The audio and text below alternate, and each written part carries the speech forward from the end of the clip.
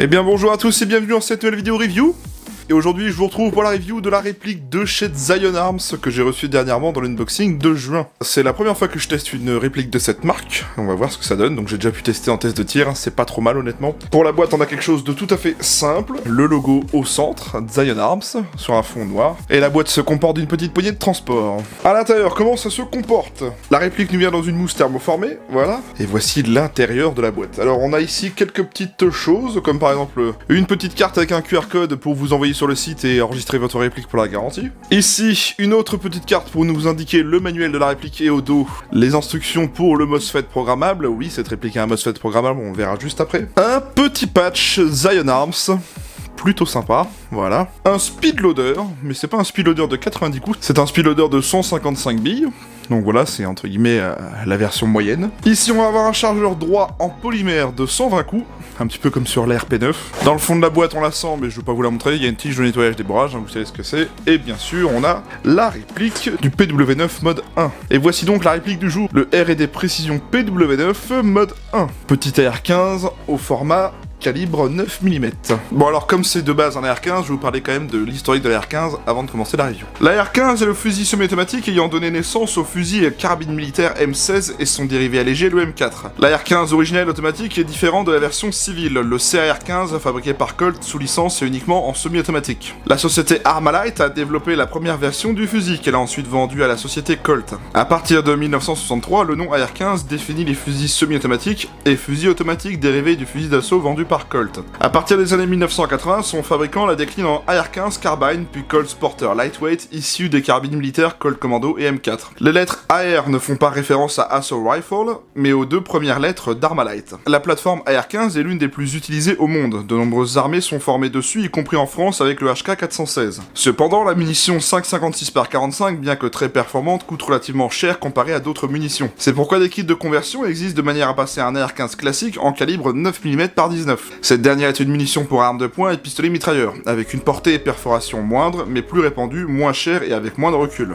Zion Arms est une jeune marque d'airsoft proposant des produits innovants et performants. Elle est notamment connue pour ses designs qualitatifs et novateurs. Zion Arms propose ici un AR9 de très bonne qualité, une réplique compacte parfaite pour se faufiler dans les endroits exigus. Elle saura être équipée d'accessoires divers et variés, que ce soit avec des organes de visée sur son rail supérieur Picatinny ou des grippes sur son garde-main M-Lock. Voilà donc pour l'arme et la réplique. Bon alors, on va regarder un petit peu le manuel. Il va nous falloir un téléphone. Une fois qu'on a flashé le QR code, on arrive sur le site Zion Arms et là on trouve un manuel sous format vidéo. Donc il n'y a pas vraiment de manuel papier dans la boîte, c'est un manuel sous format vidéo via leur chaîne YouTube. Je vous mettrai le lien de la vidéo en question dans la description si vous cherchez le manuel, ça peut toujours être utile. Alors comment est-ce qu'elle fonctionne cette réplique? Eh bien c'est un AEG standard, donc c'est-à-dire que ce sont des répliques électriques qui fonctionnent avec une batterie, qui vont actionner ce qu'on appelle la gearbox, c'est une grosse boîte avec un piston qui comprime de l'air pour faire partir la bille, hein. Donc voilà. L'avantage c'est que ça reproduit le mode semi et full automatique comme un vrai fusil d'assaut au pistolet mitrailleur, c'est généralement le moins cher pour commencer le loisir, c'est le plus simple on va dire, parce que bon avec les répliques à gaz c'est un peu plus contraignant en hiver. L'avantage de l'AEG c'est que ça marche aussi bien été comme hiver. Ça se désigne donc sous le nom AEG pour Automatic Electric Gun, tapez donc AEG sur Google et vous trouverez plein de modèles différents. On va regarder la réplique de près parce qu'elle dispose de quelques petits marquages mine de rien, et puis bah elle a un style plutôt sympathique. Voici donc la réplique, donc petit garde-main M-Lock, le logo de Zion Arms gravé dans le matériau. Donc la réplique est fabriquée en aluminium CNC, petit logo M-Lock sur le garde-main, le marquage du sélecteur de tir, sécurité semi et full automatique. Remarquez d'ailleurs ce travail de l'usinage CNC, hein, c'est vraiment très joli. Un marquage sur la crosse Delta, voilà, gravé. Un autre marquage Delta du côté droit sur la crosse, le marquage du Safe Semi-Auto du côté droit aussi, un marquage R&D juste ici sur le garde-main, donc c'est entre guillemets le nom de la réplique. Hein. Sur le chargeur, on a l'emplacement du nombre de cartouches, hein, voilà. Donc 30 cartouches de 9 mm par 19. En dessous du chargeur, on trouve le logo Zion Arms sous le talon. Typiquement rien sous la réplique. Et on aura un marquage ici sur le tube de crosse. Voilà. Made in China. Au moins il est caché, ça c'est pas trop mal. Sauf si vous jouez avec la crosse vraiment à fond.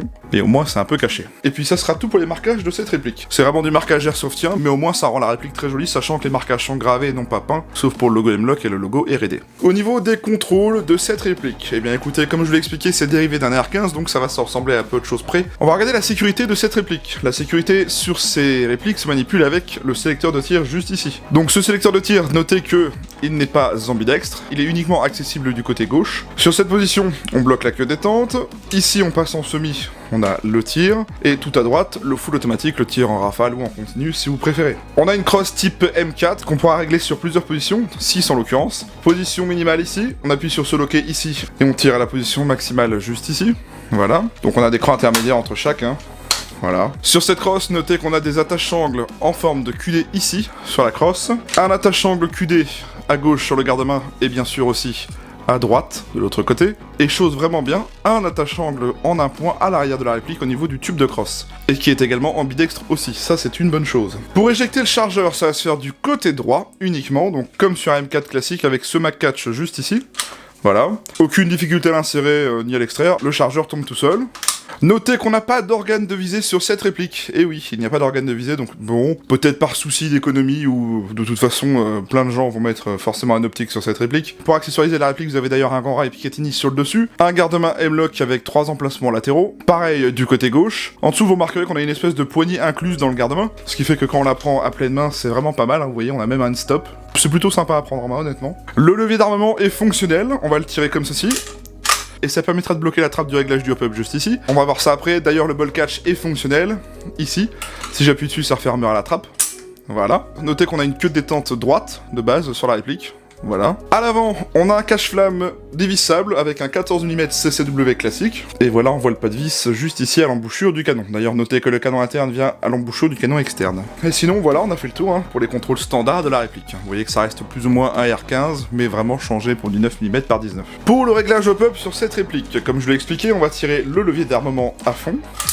Comme ceci, je vais zoomer pour que vous puissiez voir. Au niveau de la trappe d'éjection des cartouches, comme sur un M4 classique. La molette radiale de réglage du hop-up, voilà. La molette est vraiment pas mal, elle est pas du tout sensible, c'est-à-dire qu'elle n'ira pas se dérégler toute seule avec les vibrations par exemple. Donc j'ai trouvé que le hop-up était pas si mal, mais on va y revenir à la fin de la vidéo parce que j'aurai quand même quelques petits trucs à dire dessus.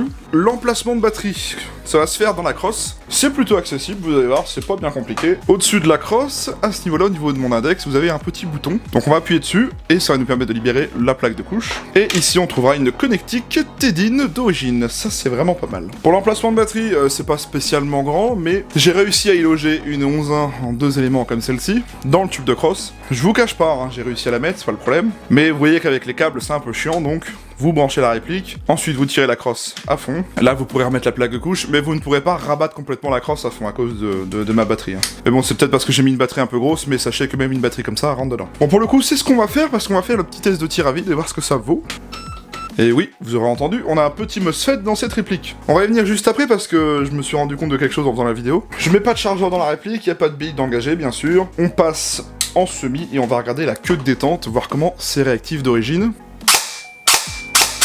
Ok, donc on a un tir qui arrive vraiment un peu en milieu de course, on va dire. Ouais, non, on est vraiment en fin de course. Le tir se fait là. Donc on est sur de la queue de détente électronique, pas de switch mécanique, donc vraiment très filant, jusqu'à avoir le tir. Par contre, vous voyez qu'on a un trigger reset très court, on l'entend même pas. Ce qui fait que, mine de rien, on va pouvoir enchaîner le semi vraiment pas si mal. Bon, par contre, la réplique est quand même très petite, donc ça a tendance à vraiment bien résonner. Qu'est-ce que ça donne en full ? Ça avoine quand même pas trop mal. C'est vrai que franchement, ça fonctionne très bien avec le La 11.1. Donc rien à dire là-dessus, c'est vraiment très sympa. On va parler de la programmation du MOSFET, parce que oui, cette réplique a bel et bien un MOSFET d'origine. Pour programmer le MOSFET, déjà, on met pas de chargeur dans la réplique, on s'assure d'avoir tiré la dernière bille qui serait éventuellement bloquée dans le bloc hop-up. Vous allez voir que c'est pas bien compliqué, on va prendre la petite carte qui nous est fournie. Donc avec la queue de détente, on va se mettre sur semi, full. Donc là, les bips nous indiquaient qu'on est en mode programmation. C'est comme sur les répliques de chez Rossi, vous allez voir, on va appuyer plusieurs fois sur la queue détente et on va avoir des sons différents. Donc par exemple, admettons, je voudrais un sécurité semi et burst de 3 par exemple. Donc, vous voyez, c'est la 3e sélection. Donc il va falloir qu'on appuie 3 fois sur la queue détente. 1, 2, 3. Je maintiens 2 secondes. Là, j'ai validé la programmation. Donc pour valider sa sélection, il faut maintenir la queue détente 2 secondes. Je repasse en sécurité. En sécu, j'ai bien la sécu. En semi, j'ai un semi. Et en full, maintenant, je dois avoir un burst de 3. Tout à fait. C'est exactement comme sur les répliques de chez Rossi, c'est pas bien compliqué. On recommence. Semi-full. Allez, un burst de 5. Donc je vais appuyer sur la queue détente 5 fois.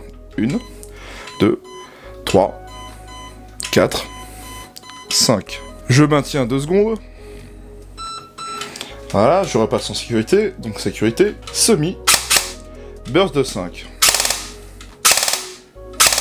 C'est très très simple. Admettons que maintenant, je veuille lui demander un mode binary, parce qu'il a bel et bien un mode binary. Donc on va aller appuyer sur la queue détente 6 fois. 1, 2, 3, 4, 5.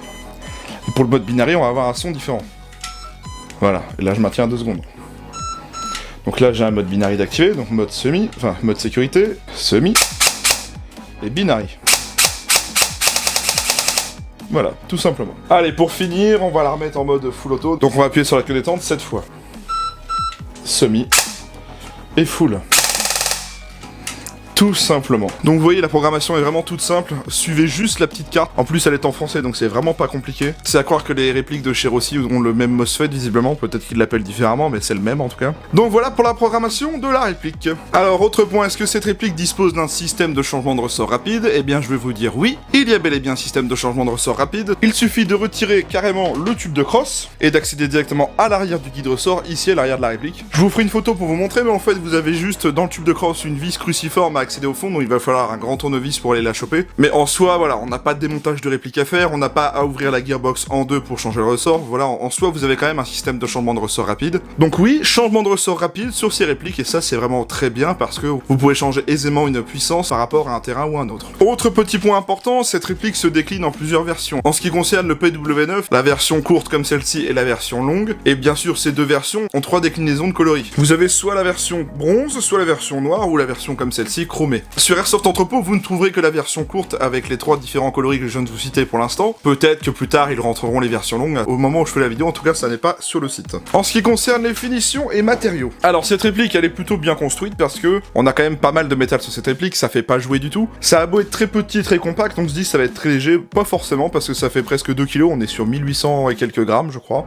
Donc pour vraiment détailler, hein, on va avoir tout ce qui est garde-main, cache-flamme, upper, lower, levier d'armement, attache-champ, sélecteur de tir, ponté, queue de détente, ball catch, tube de crosse, tout cela sera en métal. Donc il faut savoir que le lower et le upper sont en aluminium CNC, tout comme le garde-main ici, donc usiné par machine-outil. À l'arrière, sur la crosse, on a une plaquette en caoutchouc, on a la crosse elle-même en polymère, la poignée en polymère et le chargeur en polymère.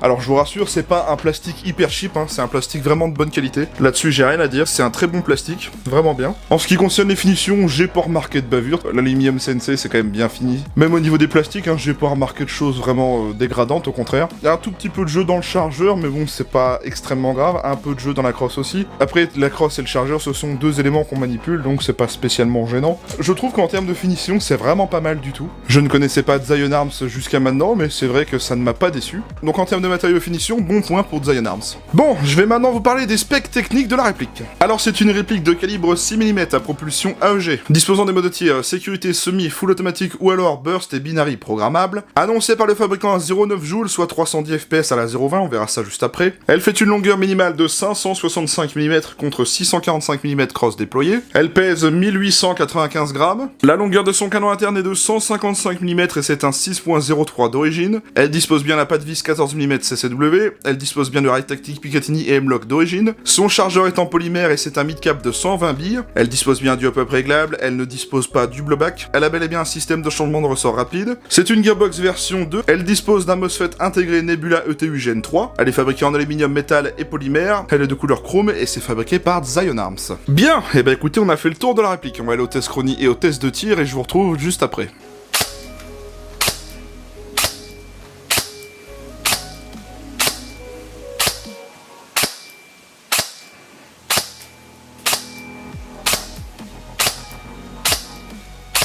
« 3,30 de moyenne, c'est pas dégueu. Et voyons voir en full. Presque 20 millisecondes.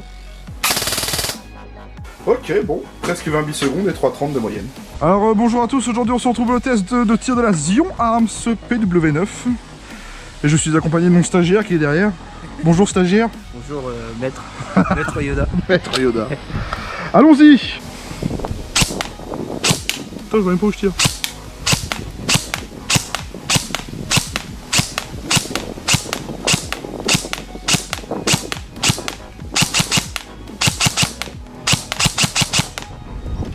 Bon.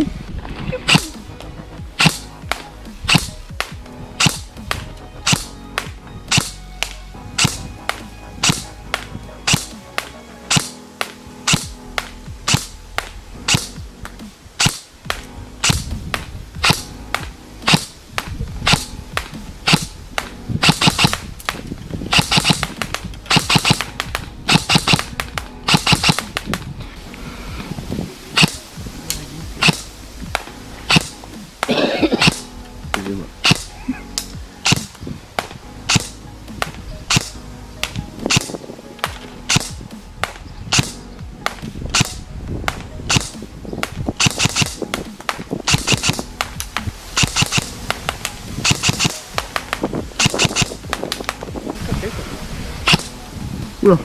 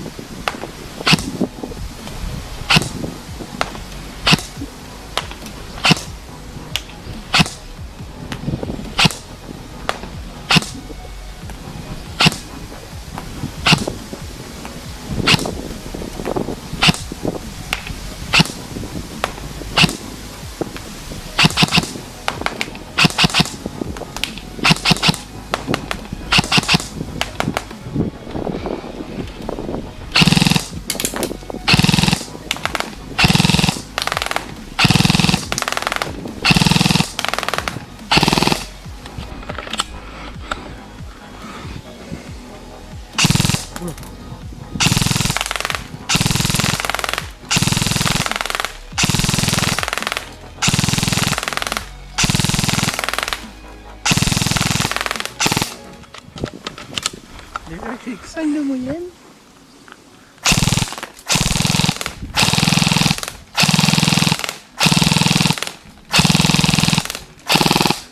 Quand même. Ouais, à l'avoine.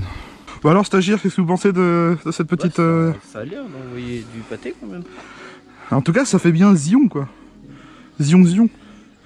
Oh, non. C'était nul, hein. Je suis désolé pour cette blague de ce youtubeur, mais...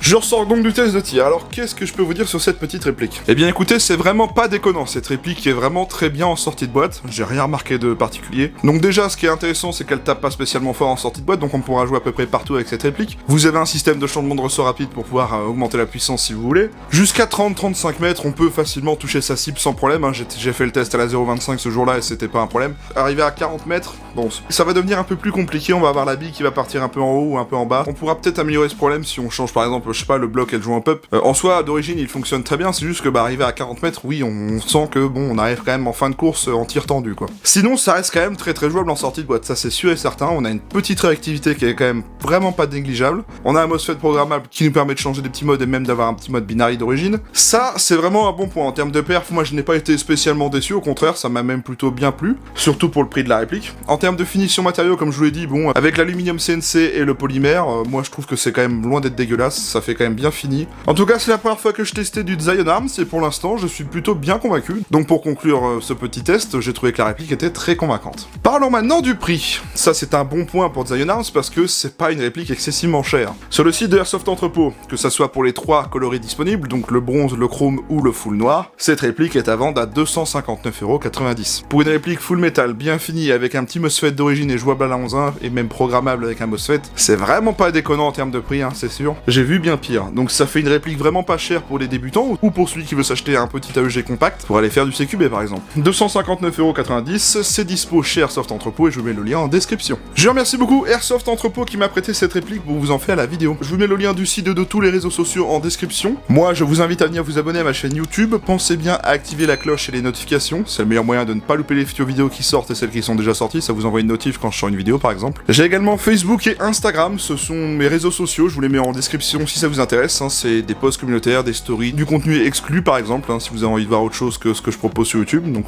vraiment c'est pour me suivre hors YouTube. Donc les liens sont en description et bien sûr c'est gratuit. Si vous avez aimé la vidéo, n'hésitez pas à mettre un pouce bleu, ça me permet de voir si le contenu vous a plu ou non, si vous avez été content de la réplique. Si vous la possédez, n'hésitez pas à me dire si vous en êtes déçu, si vous en êtes content, si vous avez eu des problèmes. Ça permet toujours d'aider ceux qui souhaiteraient éventuellement se l'acheter et de donner un autre avis dans les commentaires. Bien, et bien on arrive donc à la fin de cette vidéo, j'espère qu'elle vous aura plu. Merci à tous de l'avoir regardé, je vous dis à tous un très bon week-end, profitez bien, il fait beau, en tout cas chez moi. Moi je vous retrouve la semaine prochaine pour une autre review, en attendant ce week-end je vais aux 24 heures du Mans. Alors peut-être que vous y serez, et peut-être qu'on s'y croisera. Bon week-end à tous, et à plus.